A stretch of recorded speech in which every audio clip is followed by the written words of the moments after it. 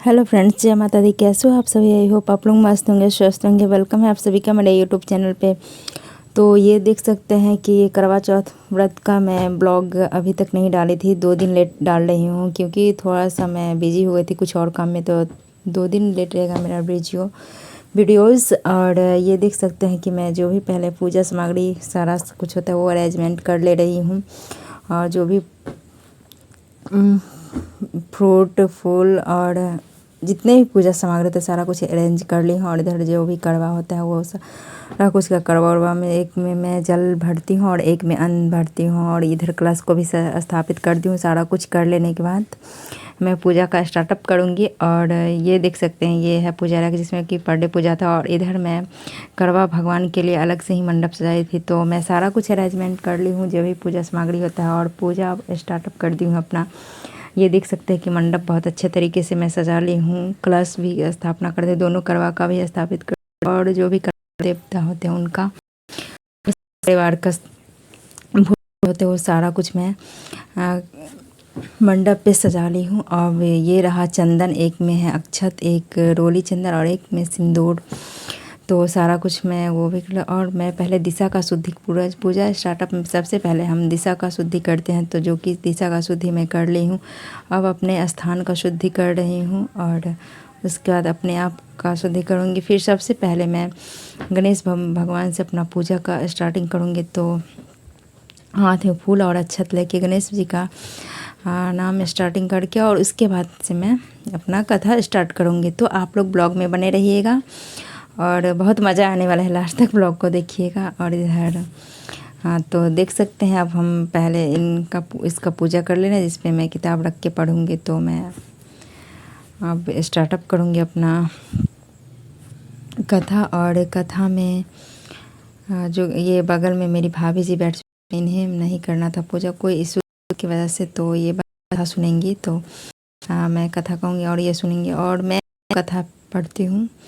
वैसे कोई लोग 3 भी पढ़ते तो इसके 2 ही था। तो मैं कथा को पढ़ ली हूँ। और इसके बाद कथा हो जाने के बाद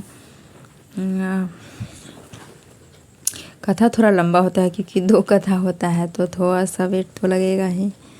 तो मैं कथा कर रही हूँ। मेरी छोटी वाली सिस्टर जो कि ये ब्लॉगिंग कर रही थी मेरा, तो ब्लॉगिंग तो उतना अच्छा से नहीं हो पाया था बट जो ही था मैं आप लोगों के बीच शेयर कर रही हूँ।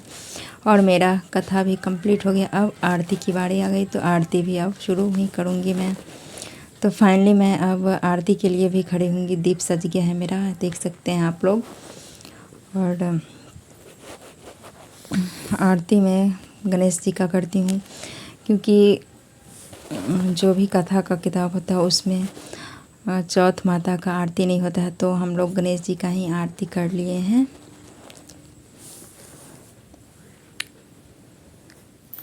तो ये देख सकते हैं कि आरती भी हमारा अब कंप्लीट ही होने वाला है।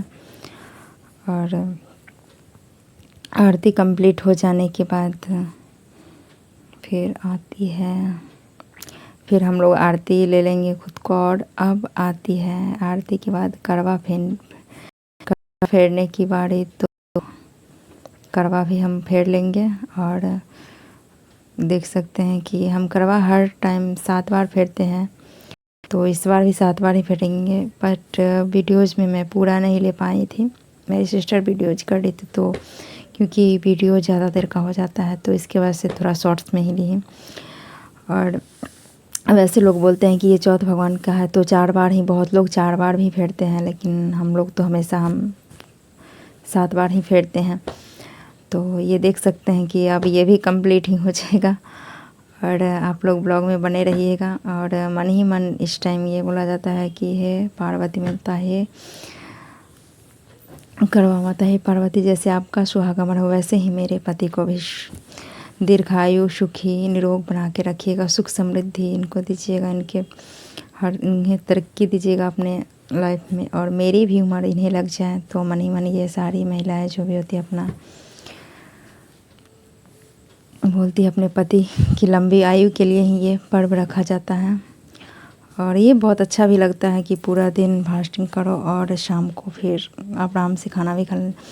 तो अब आ गई सारा कुछ रूम का पूजा कंप्लीट हो गया। अब आती है चंदा मामा की बारी, तो हम लोग चाँद निकलने का वेट कर रहे हैं। तब तक ये देख सकते हैं कि मैं सोची चलो थोड़ा मंडप का अच्छे से वीडियोज कर लेती हूँ। तो ये वीडियोज मैं खुद से ही की थी, क्योंकि मेरा नीचे का पूजा कंप्लीट हो गया था।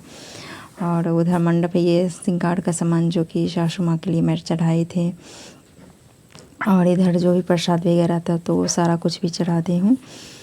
और अब आती है चंदा मामा की बारी। और एक बार फाइनली फुल लुक का मेरी सिस्टर बोले कि चलो इतना सजने धजने का तो कुछ तो बनता है कि फुल लुक का थोड़ा सा वीडियोज कर ली। तो ये देख सकते हैं कि फाइनली मेरे फुल लुक का भी वीडियोज ये कर ली थी।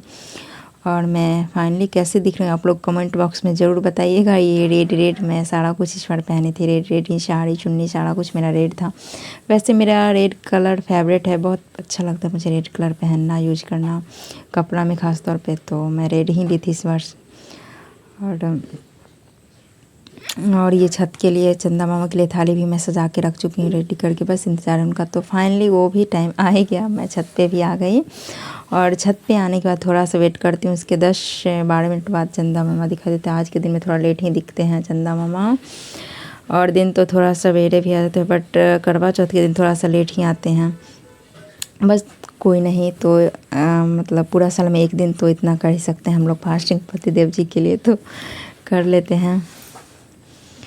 और ये देख सकते हैं चारों तरफ का दृश्य कितना ही प्यारा लग रहा है। सारी महिलाएं अपने अपने छत पे और चंदा मामा का वेट कर रही थी।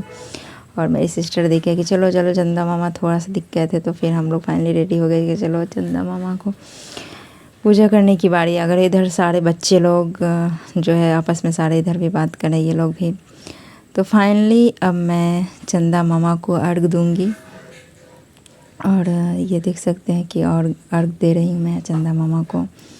और ऐसे तो ये पूजा हर साल होता है, बट थोड़ा बहुत कन्फ्यूजन रहता है, 2 आदमी करता है, तो ये है कि चलो हिंट्स मिलते रहते। मेरी भाभी जी पीछे से हमें बता रहे थे, और मैं वैसे उसी तरीके से कर रही थी पूजा। थोड़ा बहुत तो कन्फ्यूजन रहता है, तो वही कन्फ्यूजन था थोड़ा बहुत, तो ये हो जाता है। और ये मेरी भाभी जी, इन्हें तो पूजा नहीं करना, तो बस फ्रूट लेके चंदा मामा को ऐसे ही देख लिए। देख सकते हैं ये छन्नी में फेस भी नहीं देखी थी भैया का, और ये तो सिंपल ही करना था उन्हें, तो बस प्रणाम कर ली थी। और इधर मेरा अर्घ दिया कंप्लीट हो गया। अब अक्षत फूल धूप दीप जो भी होता है वो चंदा मामा को, वो भी मैं सदा विधि उपचार से पूजा कर लूँगी। ये प्रसाद चढ़ाने के बाद प्रसाद भी चढ़ा देती हूँ।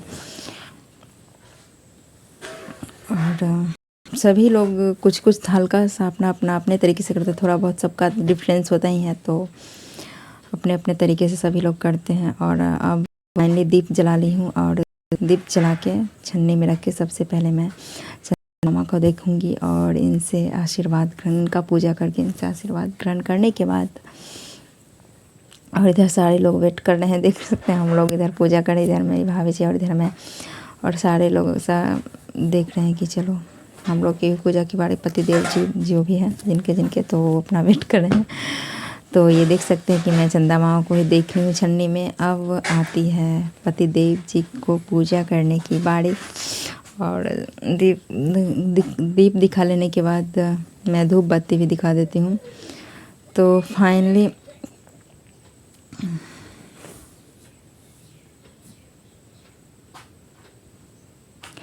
फाइनली चंदा मामा का पूजा मेरा हो गया है कंप्लीट। अब आती है पतिदेव जी की पूजा करने की बारी। तो सबसे पहले मैं इन्हें चंदन लगाती हूँ, फिर फूल अक्षत चढ़ाती हूँ। और चंदन लगा देने के बाद इस पे जो चावल होता है वो चावल का अक्षत भी लगाती हूँ चंदन पे। और फिर इनका चेहरा देखती हूँ मैं, और इनकी लंबी आयु की कामना करती हूँ चौथ भगवान और चंदा मामा। और ये परिक्रमा कर ले रही हूँ लास्ट में।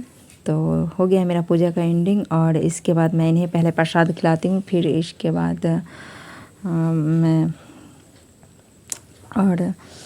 इनसे मैं आशीर्वाद भी ले लूँ और इन्हें मैं प्रसाद देती हूँ। फिर इसके बाद सिंदूर मुझे पहले ही करवाना था, बट आशीर्वाद ले लेने के बाद इन्हें मैं प्रसाद खिलाऊंगी। इसके बाद पानी पिलाती, उसके बाद मैं पतिदेव जी को अपना प्रसाद देती हूँ। उसके बाद फिर मैं भी प्रसाद खाती हूँ, बट उसका वीडियोज नहीं हो पाया फ्रेंड्स, थोड़ा सा किसी रीज़न की वजह से। तो फिर सिंदूर लगवाने लेने के बाद मैं भी प्रसाद ग्रहण करती हूँ, बट उसका वीडियोज नहीं हो पाया, इसके लिए सॉरी। तो फिर आज के लिए इतना ही, मिलते हैं आप लोगों से नेक्स्ट।